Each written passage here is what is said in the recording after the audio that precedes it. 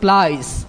Amuyo kadi at ibawang ket makatulong amang pababa ti blood pressure? Base ti panagsukisok, ti garlic supplement ket mangitunda ti panagkisay ti systolic ken diastolic blood pressure, partikular kari iti individual nga adda ti hypertension na. Iti 2020, adda ti report at ibawang ket sa 10 ket inem ingganay ti 40% ang makapababa ti risgo ti cardiovascular kumpara kari iti sa bali nga agas. Masansan ka ding agsaksakit ti matam gapu iti computer wenno cellphone, kumita ka laeng kariti agmaris ti berde gaputa ti berde, kas kariti bulongket ada iti tenga ti visible light spectrum, no kanayon nakatutok iti screen, maobserbaran nga arig, alisto ang mabandog dagiti mata wenno sumakit ti ulo, ang mawawagan iti digital eye strain, wenno computer vision syndrome, ang mapaspasamak no nabayag ang nakatutok iti screen.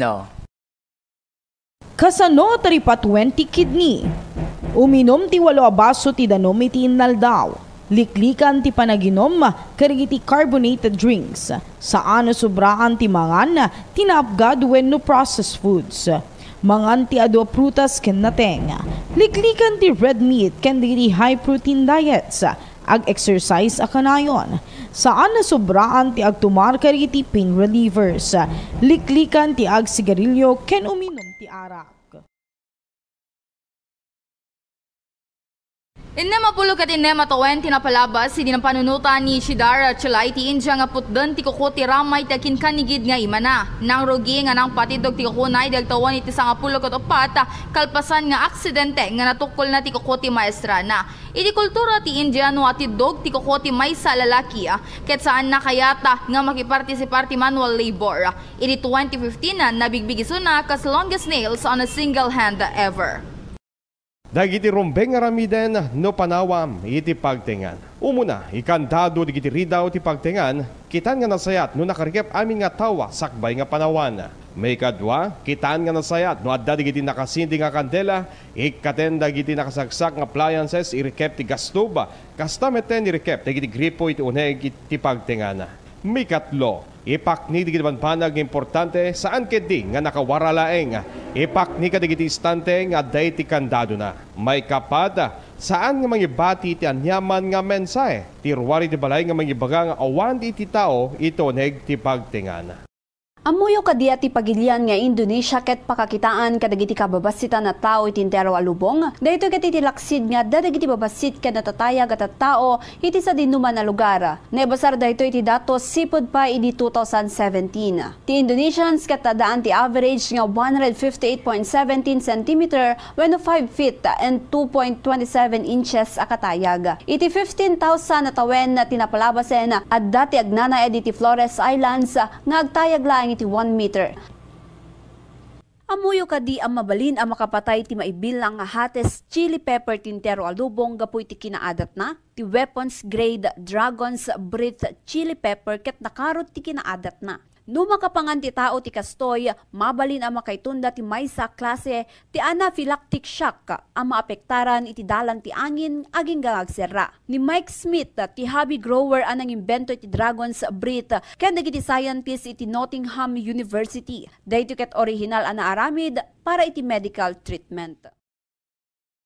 Safety tips iti panagluto. Siguradwen na nakaidep ti gasol numalpas ti panagluto. Iya dayo digiti pot holders o wenno rigis iti apoy tapno saan na pangrugyan ti uram.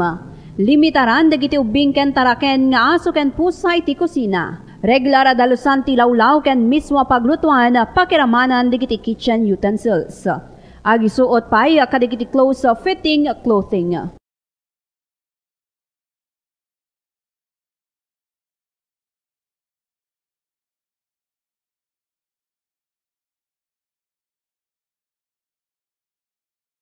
Ti pinya ket dakkel ti maipaay na pintas iti salunat. Gaputadaan daytoy ti vitamin C, manganese ken enzymes ang makatulong ti digestion. Ti panangan ti pinya ket makatulong amang papigsa ti immune system. Nababa chance ti cancer ken alalisto makarekobre no kalkalpas ti operasyon. Kasano ang mapagtalined ti respeto dagiti anak kadagiti naganak. Umuna, masapula patas kaya wanti lang laklangen kadagiti anak. May kadwa liklikan ti panagriri dagiti agasawa iti sangwanan dagiti anak kang runan na ti panagdinangran. May katlo, saan nga itulok ang may gamer iti bisyo ang mabalin a pakabaybayan iti pamilya. Ken maikapat, pagtalineden tinasaya at talinangen dagiti agasawa ken saan nga garamid ti pakarakrakan ti pamilya nga isu ti mabalin a pakapukawan ti respeto dagiti anak.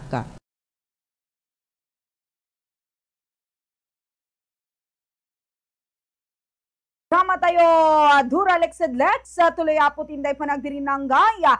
Intiya dati po agundaway, intiya po makainuman ni Atty. Kid Castro. May naggat po iti dati tupiko tay pailang panggap po iti dati natnaganan na dati po panag-rames, kaso apo iti panag-rames ang mga kabombo kalpasan nga rod.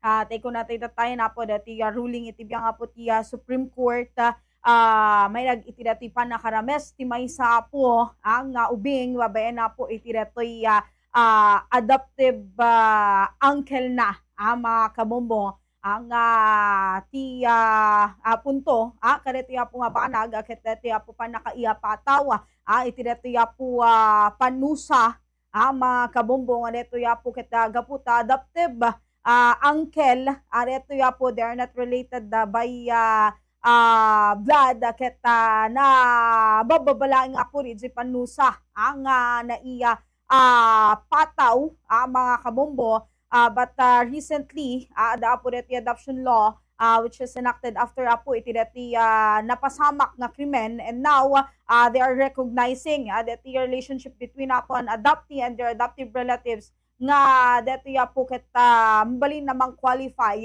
ti maysa po ang krimen metlaeng mga kabombo. So hintay man po mas palawlawag dati po ang banag iti biyak ni Atty. Kid Castro. Attorney, naimbag nga malem mo live tayo iti Bomborazo, and thank you so much for giving us time this afternoon nga makasalsalita da ka iti dati programa tayo Adura Lex Attorney.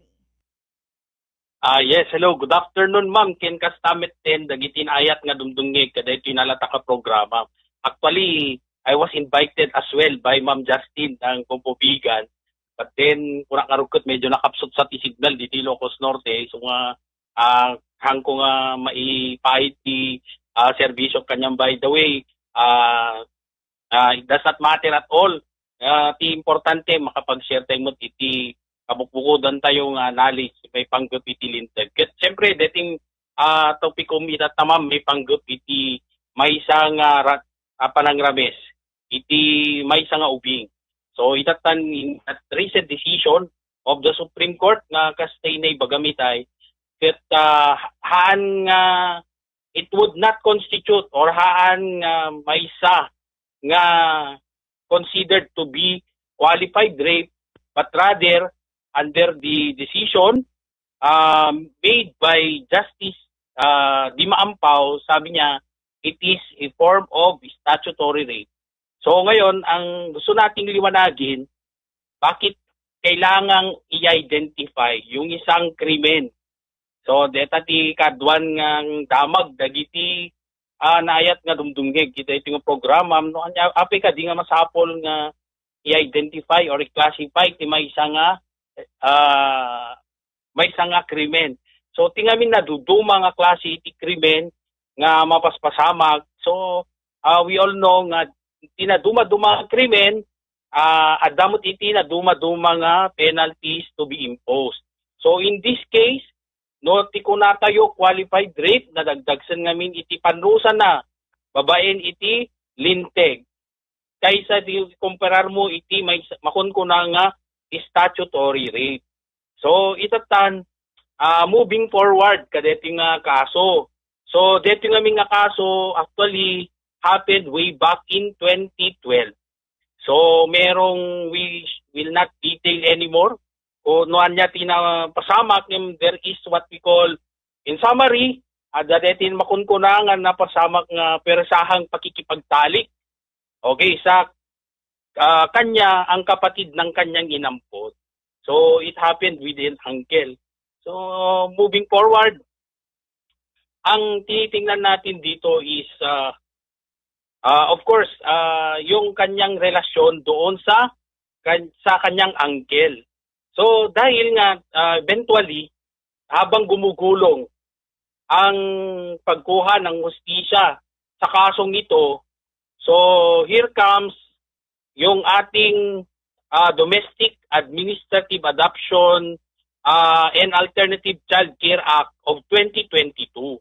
So ti napasamak deto'y Domestic Adoption and Alternative Child Care Act of 2022 nagkaroon ng tinatawag nating expanded relationship to include the adopter's parents, legitimate siblings, and legitimate descendants. So, siyempre, limawak tayo sakop nan, which include, of course, DJ uncle.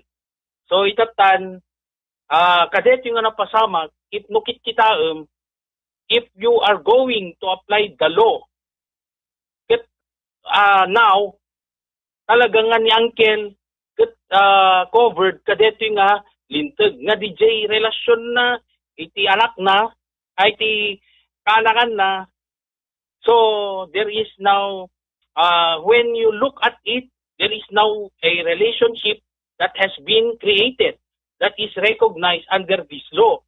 So, itatan, no, the relasyon nga makikita, itilintag between the kaanakan na kinisuna, it would transform the case from from statutory rape nga mabalin isuna nga ma-convict babayin iti makunkuna nga qualified rape.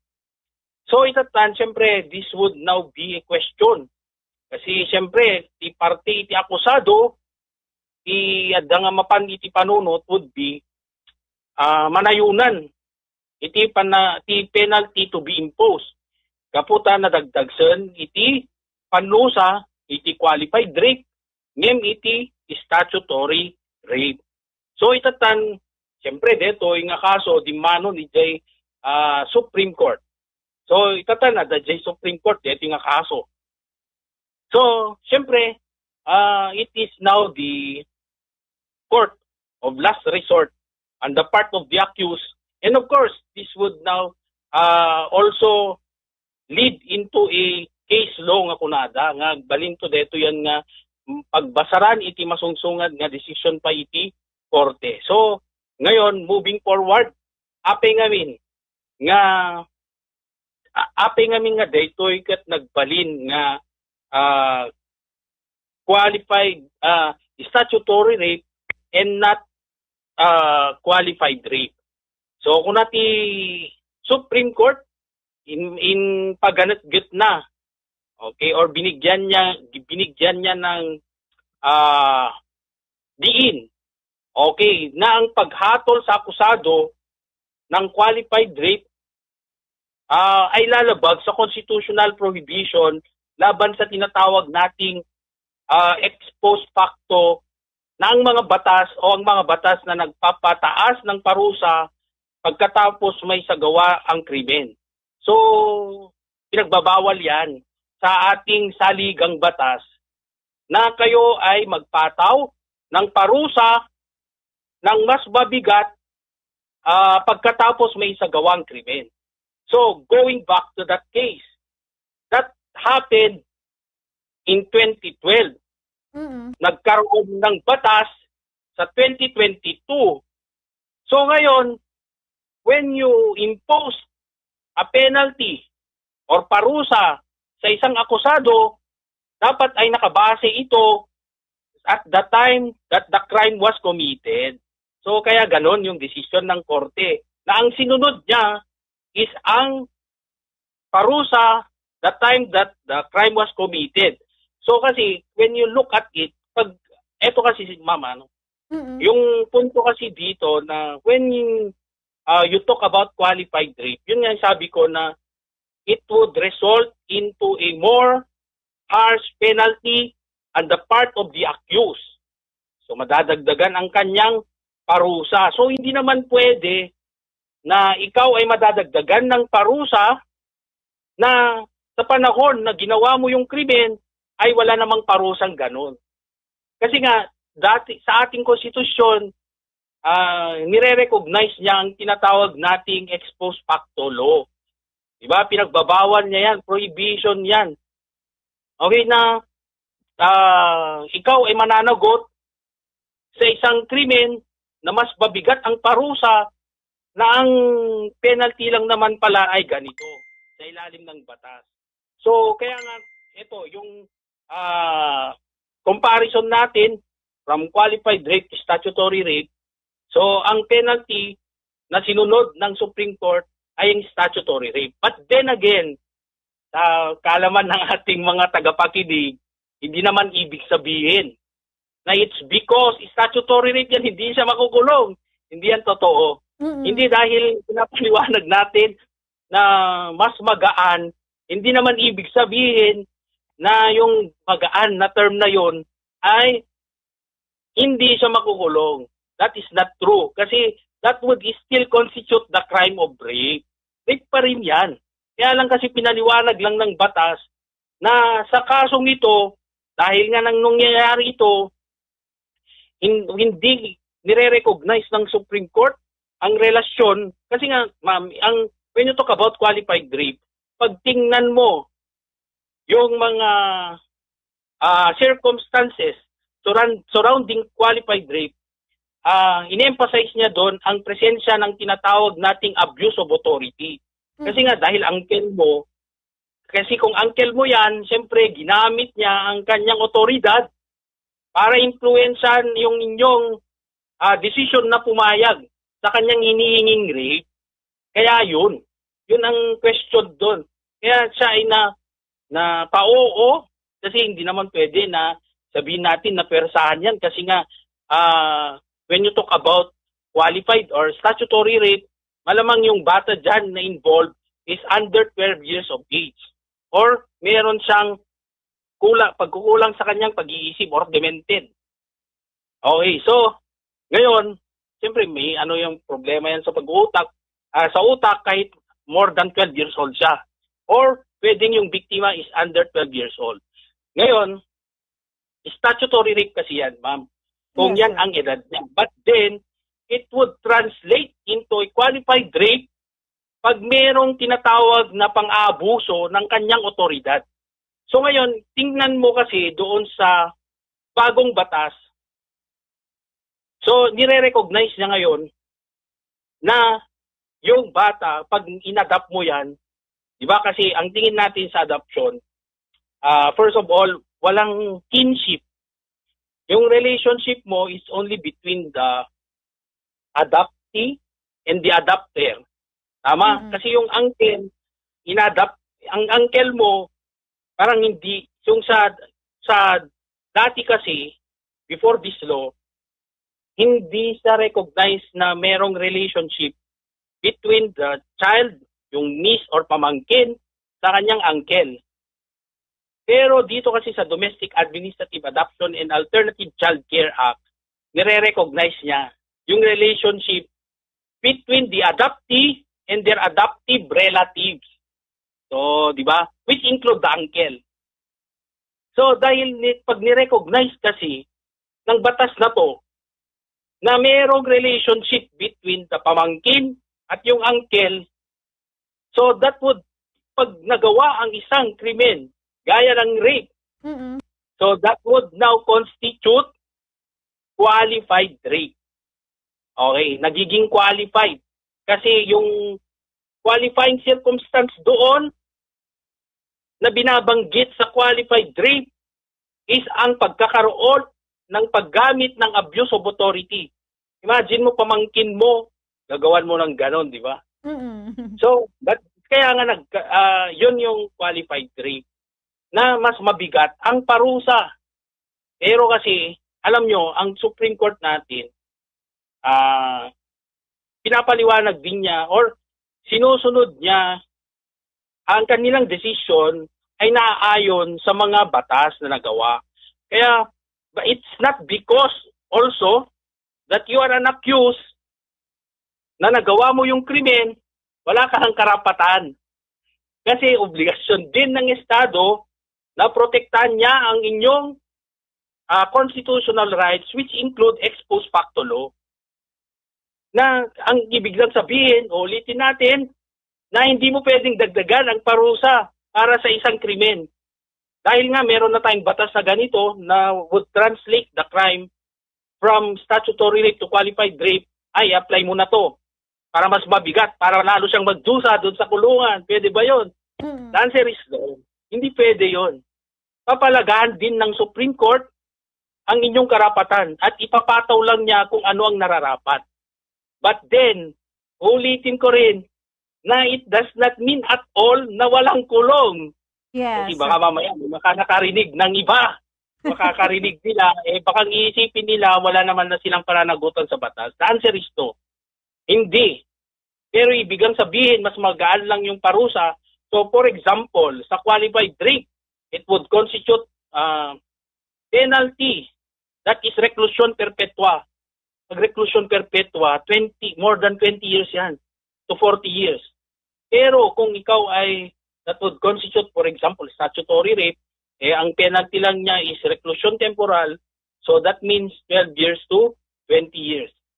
So, ngayon, ang tanong, makakulong ba yung isang qualified rape at statutory rape? The answer is yes. So, yun lang yun. Kaya lang kasi dito, niliwanag lang ng Supreme Court na sa paghatol ng hustisya, ito ay dapat naangkop pa rin sa tamang proseso.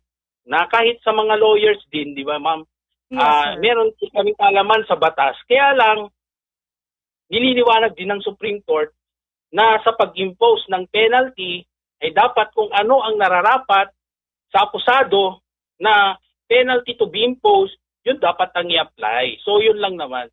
Yung gusto niyang iliwanagin dito. So gusto rin natin na siguro, gusto rin natin mag-feel na parang lawyer talaga tayo. Tingnan mo yung kasing maxim or yung saying na sa lawyer na expressio unius est exclusio ulterius. That the expression of one thing is the exclusion of another. So kasi dito siguro sa batas, binanggit niya na eto, qualified, statutory rape, ganito lang, na below 12 years old. Okay, na under 16 years old, depending on whether the crime of rape was committed before or after the effectivity of this act. Pero dito kasi maliwanag na mayroong binabanggit na sa desisyon, binanggit niya na etong uncle, at the time that the crime was committed, hindi pa siya recognized as merong relasyon. Okay, na kinship between the adoptee and the family of the yung adoptive relatives. Okay, so wala pong relasyon. Kuna na ngamin ito'y domestic administrative adoption and alternative child care act. Ni-recognize na ngamin dito yan nga, the relasyon. Meron ng relasyon between the adoptee and yung adoptive relatives na kung merong krimen na similar situation.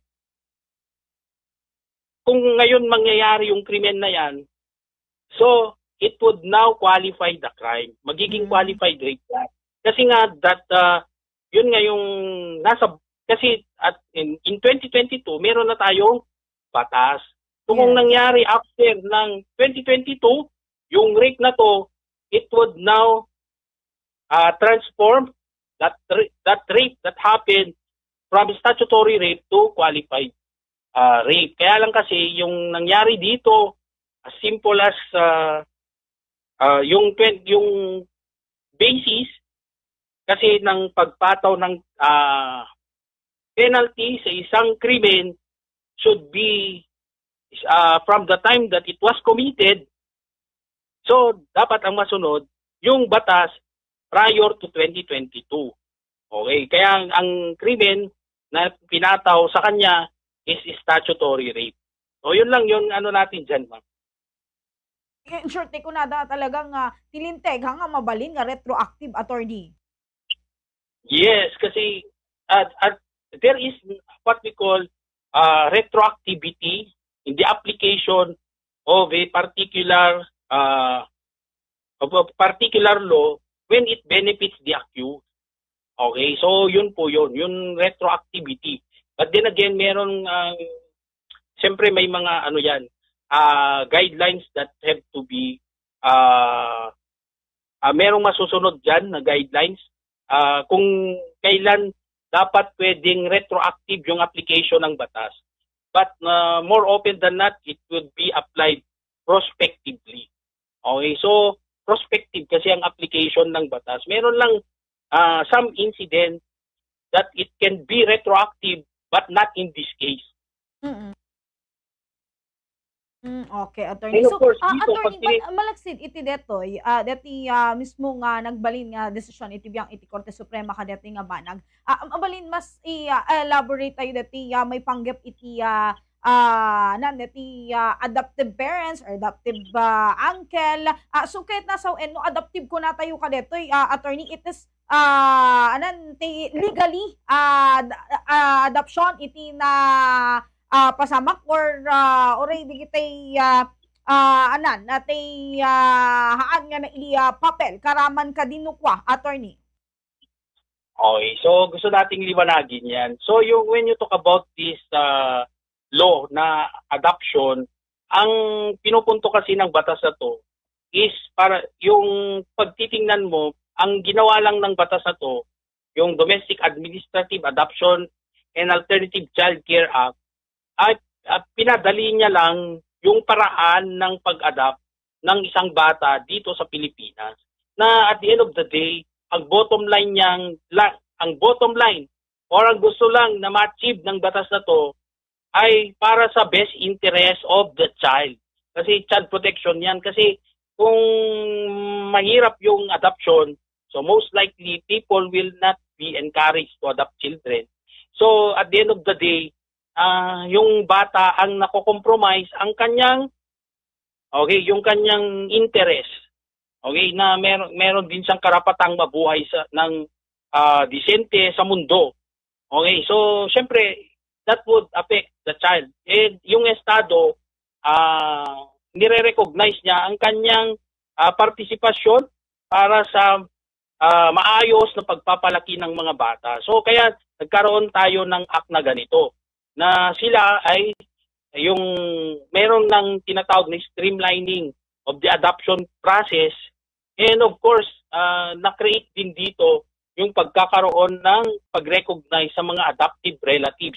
So when you talk about adoptive relatives, yung relasyon ng isang bata ay para lang din sa normal na bata na pinanganak ng magulang, na they are yung relasyon niya with the family is mayroon.